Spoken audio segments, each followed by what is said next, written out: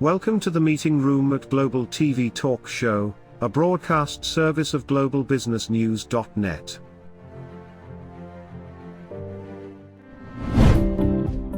This episode from the meeting room of Global TV Talk Show is brought to you by The Bridge School, the accredited international online private school of choice, at bridgek12.org. Porch Light Rental and Destination Services. Reduce your renter lump sum or managed relocation costs.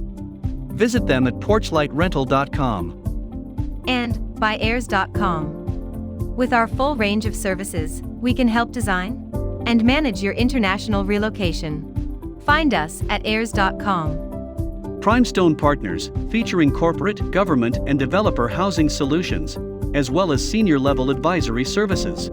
Find them at primestonepartners.com. And by International Auto Source. We are the vehicle experts for expats, featuring all major brands of automobiles with flexible solutions and financing. On the web at intlauto.com. Become a global player in your field. Cross Culture to Go provides virtual support for your global business and career success. We can help you thrive in 140 plus countries and markets. On the web at crossculturetogo.com. Hello, this is Ed Cohen in San Diego, and you're on Global TV Talk Show. This is a broadcast unit of globalbusinessnews.net, which has been around since '03, and Google Analytics says that we've had a little over 1.2 million reader page views since then. That's a lot of eyeballs. More realistically, the Global TV, which has been around since April of 2020, has had about 110,000 audience page views from 70 countries or so, 100 countries. I don't know, it's crazy numbers. But Google Analytics is the only game in town for measuring, so we have to go with it. So our special guest today is Richard Pummell, and he's in West Hartford, Connecticut, and he's an expert in engagement, employee engagement. Welcome. Great. Thank you, Ed, so much for having me today. Great. Tell us about WorkConnex and about what your day job is. Yeah, so WorkConnex is a startup, and we're focused on enabling organizations to really understand the employee experience, along with employee engagement, well-being, and the overall health of the organization when it comes to your most important asset, which is your people. Right. So the pandemic has done a number on employee satisfaction. In some cases, the companies have, through the HR leaders, hopefully as directed by the C-suite and the board, but through HR, CHRO in particular, they really reached out to people and cared about them and expressed it openly, and the old rules of formality are out the window because of work from home and work from anywhere. And some people got sick, and others were afraid to get a vaccine, and others got vaccine. It's crazy. So how do you, from your view, from your perch, are things going to get back to where they were a year and a half ago, or are they going to be forever changed? I think they're going to be forever changed. And it's fascinating to watch what organizations are reporting that they're doing, because it's all across the board. And you've got some organizations, big and small, that are putting a stake in the ground and saying it's going to be back to normal. Everybody come back to the office, and this is the day that we flip the lights back on. And then you've got other organizations that are saying we've got to listen to what our people want and figure out how do we adjust to that, so that we can retain great help, keep the business going, and be part of this new environment that's evolving. So the percentages in your white paper that I read a little bit ago for the second time show these huge numbers of dissatisfaction or disconnect or presenteeism. Yeah. What do you think? Yeah, so 67% from a recent Gallup poll of employees stated that they were not engaged with their work. Now, during the pandemic, that actually was in excess of 70%. So it was even worse. So I guess the good news is it's starting to come down a little bit, but this is something that has to be reckoned with, but it's also not something that's new. Companies have been working with this for a couple of decades as it started to appear on the screen, but nobody really does anything about it. It's like, well, that's the employee's fault if they don't like what they're doing. And a more enlightened approach is really in order. So, women. Let's talk about women. It's not a double-edged sword. There's a better phrase, and I just can't put my hand on it right now. But I mean, women are a driving source and resource, because more than half the population out there, the customers of whatever products, are female. Mhm. And a lot of women can't stand the office politics, and they're the first ones to say, "Hey, I'm not going back. Right. I got to take care of my kids. I got to take care of myself. Yeah, I want the job. I need the money, and I want to have an environment or a relationship where I can be productive." Is that possible? Well, I think that where we're headed now, it creates that opportunity if employers are looking at it the right way. So no matter what your role in the family, whether you're the main breadwinner, caregiver, combination of those, male or female, people have experienced something differently over the last year. And I think the light switch went on for a lot of people that said, you know what? If I don't have to commute to the office, all of a sudden I've got 2, 3, sometimes 4 hours back in the day that I can enjoy a much more balanced life. And so the stress of having to put breakfast on the table for the kids, get them out to school, and then worry about aftercare and all of that is gone, because I've got more time to where I can do some of that myself, and then also focus on that with others to make it happen. And so companies that acknowledge that are really going to have much more satisfied and engaged employees, because there's more of the win-win there, right? If you've got employees that are feeling like they're being dragged back to the office, that their employer has learned nothing, and now they've got to put all of these things back into place that they had the pandemic to help the family keep going, then that's going to be added stress on top of a seething level of anger in the workplace, and it's not going to be pretty. So a couple of guests on other shows that I've produced from Big Pharma wrote a book called Fair Talk, and it was about feedback, engagement, Mhm. and it can't be a one-way street. It has to be two-way. And so, tell me your take on talking back to the boss. Yeah, that's a great one. One of the points that I put in my white paper was telling leadership to stop hiding behind your open door policy. What does that So mean? That's on double talk. Right? it is, but let me explain it. So organizations and leadership are great in saying, you know what, we've got an open door policy. Come in anytime. Now, if you don't have a great relationship with your employees, very, very few of them are going to pluck up the courage to actually come, find you, and interrupt your day to have a conversation that the leader is not prepared for, right? But so that doesn't happen, and then the leadership gets frustrated and said, "Oh, we have an open door policy. Why isn't anybody coming to see me?" Because you don't have the relationship that fosters that. So you get that by walking around. And if you want to have an open door policy, you do it with the employee's open door, not your own. So you go up to where they are, create the relationship, create the comfort. This happens over time. You can't just do this tomorrow and expect it to work. But by fostering that relationship and going up to somebody in the morning and saying, "Hey, how's your day?" And then when they give you a half smile and say, "Fine," you say, "No, really, how's your day?" People will start to open up a little bit more. Well, it And shows that you care. exactly. And that is how, one of the many ways that you can start to introduce meaningful conversation between the employees and leadership. So walking around for a moment, this is obviously audience, this is not rehearsed, but we do have guidelines. So the walking around thing, is that's not spying. No. That's being available, right? It is absolutely being available, and you have to be genuine.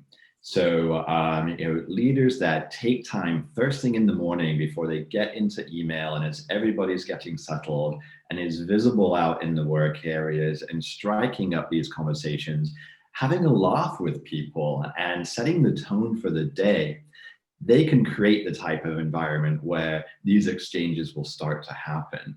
But what's typical behavior when you go into the office in the morning? You go in, you put your stuff away, you hunker down and put your game face on, and everybody gets to it. And once you're there, it's more difficult to crack that nut.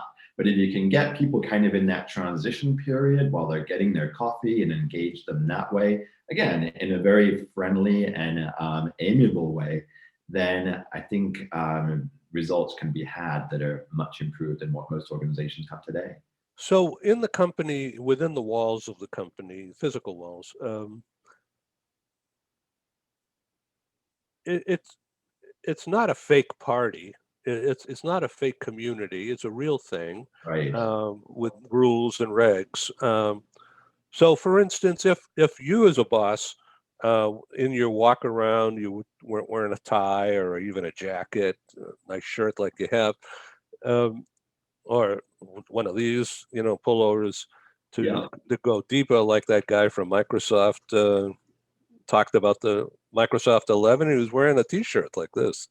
Yep. I thought that was cool. But what if you wore a copy of your QR code of your vaccination proof without making any rules about it, but just wearing it on your sleeve, walking around? That's surely going to pick up. That could be an icebreaker, but it can also be a communications device that maybe this is a good idea to prove that you're safe. Yeah. And again, you have to know your audience.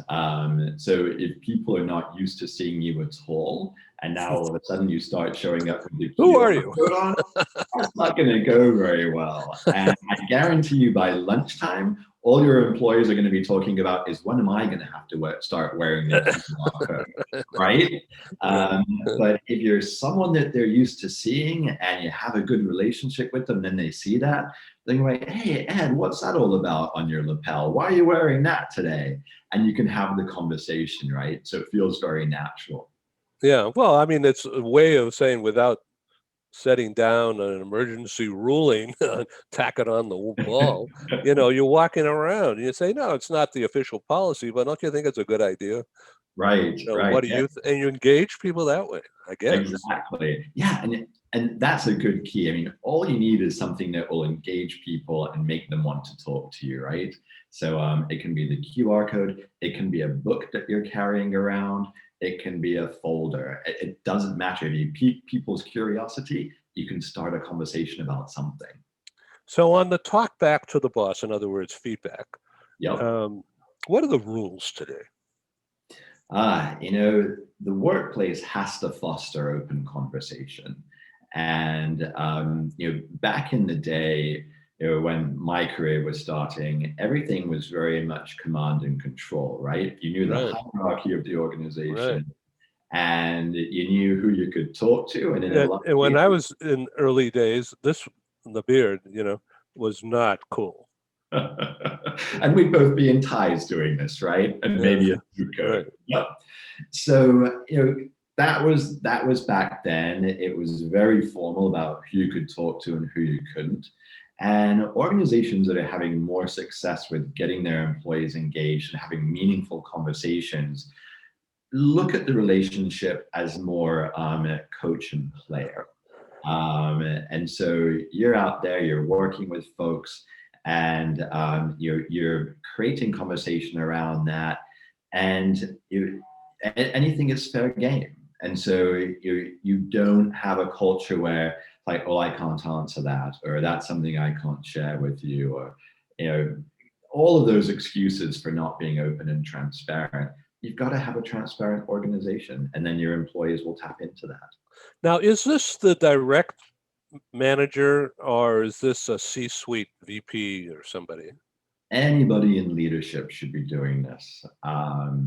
And they've all got to be on the same page as well. And so, sometimes the CEO will do a great job of walking around and engaging with people. And they'll actually be sabotaged by some people on their own team.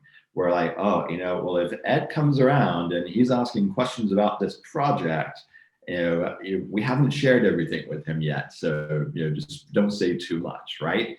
Oh, boy, that's creating a barrel full of problems. Absolutely. So what do you think that does to an organization? And so the leadership team has to be committed to complete transparency. And then that has to cascade down to the employees. And then conversely, the employees have to be comfortable saying anything to any member of management, knowing that it doesn't matter. If you're from a kind of a communications perspective, hierarchical, because if you're speaking the truth, anybody should be excited to hear it. Interesting, isn't it? Wow. So about the app and Work Connex, why don't you tell us about this? I found that to be fascinating. Great. Because I'm thinking I need an app for my business, but I don't have enough money to do that. Well, so we started WorkConnex because exactly of the engagement issue. I was looking at what are some of the big issues that HR faces today. And I narrowed the list down to two that really struck with me. Two. One was recruitment of employees, where the employee or the candidate has an outstanding experience. That doesn't happen very often today.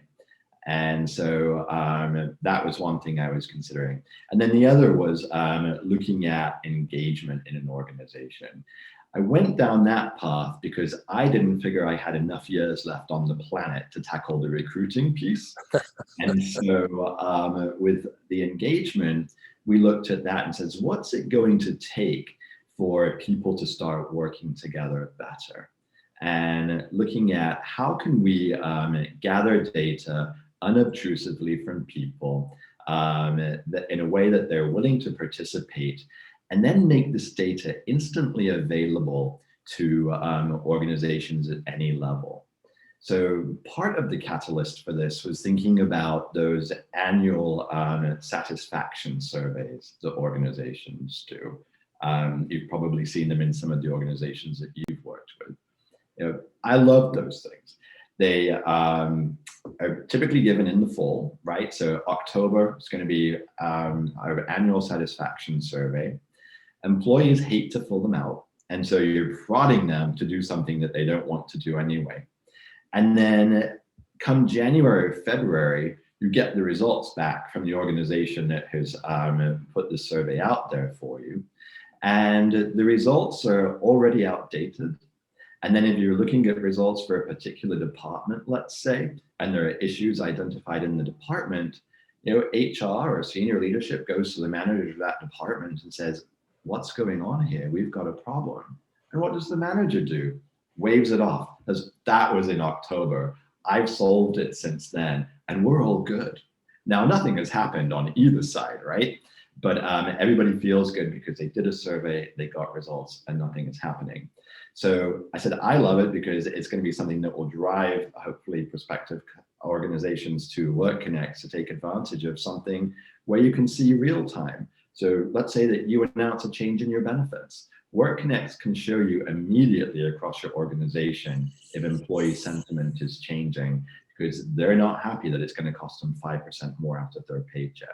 Or with hybrid, you can do immediate surveys out there and ask people, get results back, and slice and dice it to see, well, the at-home workforce is thinking this way, the in-office workforce is thinking this way. So how do we tackle what it is that we're seeking to improve based on what employees are thinking today as opposed to 3 months ago? Boy, it's really dynamic, isn't it? Um, there's no one answer to anything. So, Yeah.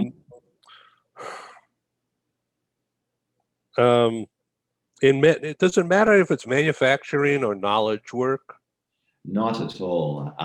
So the app works by having it on your phone. It's web-based, so there's nothing to download or anything of that. So people don't have to be worried about its security or confidentiality. And so all it does is it asks you a couple times during the day to check in. And it is a library of questions that rotate through. As it goes through the rotation at the end of that, which takes about 30 days, it gives an employee wellness score on what people have thought or what that individual employee has thought through that period. And so if you're on the shop floor, if you're in a call center, if you're out on the road seeing customers, it still works the same way. And one of the features that we really like is it allows you to acknowledge other employees for the help that they have given you. And it also allows you to record when you helped another employee. And so when you look at reciprocity across employees, it's fascinating to take a look at who's bragging about all of the stuff that they did versus who's that quiet person in the corner that everybody is acknowledging, yet we never hear from or about. You know, that silent person that just makes it happen, that rarely gets recognition. It helps shine a light on those situations as well. We interrupt this broadcast to bring you a timely announcement. Hi, I'm Sergey Gorbatov. I'm Angela Lane. Together we're researchers, writers and practitioners in the field of human resources. And we've also been multi-country, multi-assignment career expats. We owe our professional development and growth to a very large extent to the international assignment opportunities that we have had. But in a world where distributed work may become the norm, we also want to understand what will happen to the nature, duration, and purpose of international assignments. Together with our colleague, Julian Dalzell from the University of South Carolina, we're undertaking a study on the future of expatriation. And we'd value your contribution. You can participate in this important study by completing a simple 10-minute questionnaire. Access the questionnaire by typing in your browser tinyurl.com/expert study. That's tinyurl.com/expert study. You can also find the link here on Ed's website next to this video. Thank you for joining us in this study. In return for your contribution, we'll provide you with a copy of our research. And of course, you'll be invited to an exclusive webinar hosted by Ed, where we will share our findings right here on Global Business News. And so please go to tinyurl.com/expat study.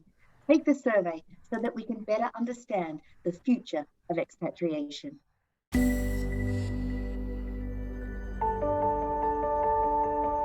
Something that's really neat is that the Bridge School partners with various organizations to provide learning for their students. For example, we partner with a major ballet company, and we are able to enroll several of their students into our school. So now not only is the student able to participate in a school and have a seamless transition while they're very active in their ballet career, but now they have other dancers that are with them that are doing some of the same courses. So it's almost becoming a camaraderie where they're taking similar courses, they're working together on their ballet, and really being able to form this great partnership with these organizations to provide a needed service.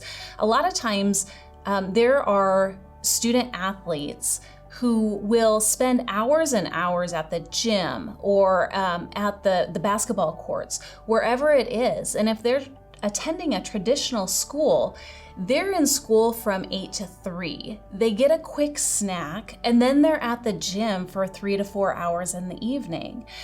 coming to us and having that partnership, they're able to break that up throughout the day. They can have a morning practice, get some schooling in, have an afternoon practice, finish their schooling in the evening. So there's that flexibility. And additionally, if there are tournaments or performances, it's fantastic, because if there's a week where they have shows straight through, they can take that week off of learning and then pick back up when they're done. So it offers this great flexibility. And for the program owners of these sports leagues, it is a win-win situation for them, because they see this need. They see this need that their students need to make sure that they are obtaining the grades necessary to be successful adults in our country and in other countries. But it provides them an environment where they can be successful at both.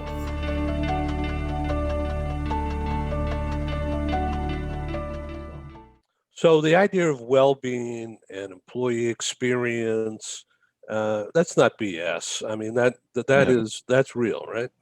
Absolutely. And if you look at it this way, until very recently, talking about mental health in the workplace was absolutely nobody did it, right? No. Yeah. Didn't want to bring it up, didn't want employees to bring it up. And when it happened, it was like, oh, we don't know what to do with this. Fortunately, that's changing. And by promoting the aspects of mental health and well-being, it encourages further conversation. And one of the things that the product does as well is it will identify employees that may be struggling, and it will provide their leader with some talking points for the next time they sit down for a one-on-one. So rather than coming in and saying, all right, Joe, so how's it going? The leader can sit there and say, hey, you know what? I've been looking at some of the stuff that you put through Work Connects, and let's talk about these things, because it seems like that's what's on your mind. And then they'll also have an idea as to where the employee is overall, and so they can tailor that conversation to the employee. So today, where a one-on-one could be anything from 10 minutes, 30 minutes plus, even if it's 10 minutes, but it's structured in a way that's meaningful to the employee, it has the ability to change that employee's experience significantly. So let's just assume that I'm working in the company and you're the VP HR, and I'm out there and Mr. Salesman or something. And, everyone was working from home for a while, right? And maybe still will, but, and if you have a spouse who's working also from home, and you have one or two kids who got their own computer and they need bandwidth too, and there's just not enough, right? Or there's too much noise going on, and oh yeah, I wouldn't want to call it a mental health issue, but it is. Yeah. How do you deal with it? Right. And, because there's degrees of mental health issues, and identifying stress up front is very important, because if that's not addressed quickly and thoroughly, manifests itself into other symptoms too, both mental and physical. And so it's really critical that organizations become more aware of the well-being of their employees. And there's direct positive implication for the employer doing that too. When you're looking after the employee, they're more likely to show up for work. They're more likely to be engaged in what they're working on. Organizations have shown an increase in both customer satisfaction and spend per customer in organizations where there's a focus on the well-being of the employee. And also accidents decrease because employees are less accident prone when they're in a better state mentally. So if I share with you, as an employee, if I share with you some of the stuff, the stress that I have, you're going to take notes and remember that, okay? And so should I fear 6 months from now, when we're in a different place, hopefully, are you going to bring that up? Am I going to be marked against some issues I was having 6 months ago? I mean, I mean, that's an honest situation. And some people think that's an invasion of privacy. And why should I tell you anything? I don't want that to be in my file anywhere. Yeah. So a couple of great things there. One is that you've got to demonstrate that you're worthy of that employee's trust and confidence, right? And that's only going to happen, again, over a period of time when employees realize that I can go and have those conversations and there is no repercussion. The other thing, though, is that organizations, employers, HR departments have got to know where the line is between listening and then referring that employee for appropriate professional help. A lot of organizations will have employee assistance programs that offer mental health assistance at that point. And I always have a stack of those cards for referral to employees on my desk, or I can shoot off an email with that information very quickly, because you don't want to go down the path of, well, let's diagnose and let's give you some solutions based on what the employee may be experiencing. You want to connect them with the right resource that can help them properly. And that's really the role of the leader or the HR person in that scenario. So let's switch places for a second. Sure. So now I'm the HR leader, okay, and you're Ed, okay, and so if I'm hearing about a problem from this person and a problem about that person and a problem about that person, what about my mental health as the leader? God, I got my own shtick, you know? Yes. So, and that's where we get into the whole leading by example thing, right? So you can have that stack of EAP cards on your desk, you're giving them out all day long, but you've got to keep one for yourself, or you've got to have other trusted resources that you can go to help keep your head on. So it comes down to your network. Who do you trust? Who can you talk to? And you've got to have those conversations, because if you're not in the best physical and mental shape to lead, your employees are going to suffer because of that, because you're not able to take care of their needs as well. Well, this has been insightful, and thank you very much for sharing this insight. So a CEO or COO would be at this point in time right now, then June 30, where things are opening up, or maybe too quick, I don't know, but they're opening up. Mm-hmm. And how are companies dictating what to do? Now, we heard, as we mentioned in the program a couple of days ago, that in New York, Wall Street, two huge investment banks saying, if you want to get paid New York wages, you work here in Wall Street. Right. And that's the rule. Yep. And then other companies are saying, okay, you need to come in the office 3 days a week. All right. And then they got pushback from so many employees that says, why do I want to do that? I got to commute. I got to dress up. I've got to shave. I've got to take care of Johnny at the dentist. I need to help my spouse do something on Tuesday. And I'm going to work at 10 o'clock at night, not just 9 to 5. Exactly. So what's the big deal? Why do I have to come to work? Yep. Yeah. And to those organizations, now is the time to take a look at, what do your employees do? Where do they need to do it? When do they need to do it? Does it matter if you're working on this at 10 o'clock at night after the kids have gone to bed? In some cases, it may not. So why not let the employees do that? I think too that employers that are going to mandate a specific number of days in the office versus working from home, is it arbitrary? Is there a reason why you want them in the office 3 days a week? Because that might not be needed. One of the most creative approaches that I've seen, which appealed to me, was one large organization, an insurer up here in the Hartford area, so that they were completely refitting all of their space to be conference rooms only. So the only reason to come into the office was when you wanted to gather with employees to address a specific task, issue, Boy, project. that's interesting. Wow. Yeah. Right? Yeah. And, so, Yeah. and that's the way I think. So that, it's like a meeting place. exactly. You know, Right. so instead of going somewhere for coffee, we've got the space here. Come and use that. And then when you're done, go back to wherever you came from. And they're purposefully not having individual workstations. So they don't want people drifting into the office to work. It's to collaborate. And so that's perfect. Yeah. That's a winner.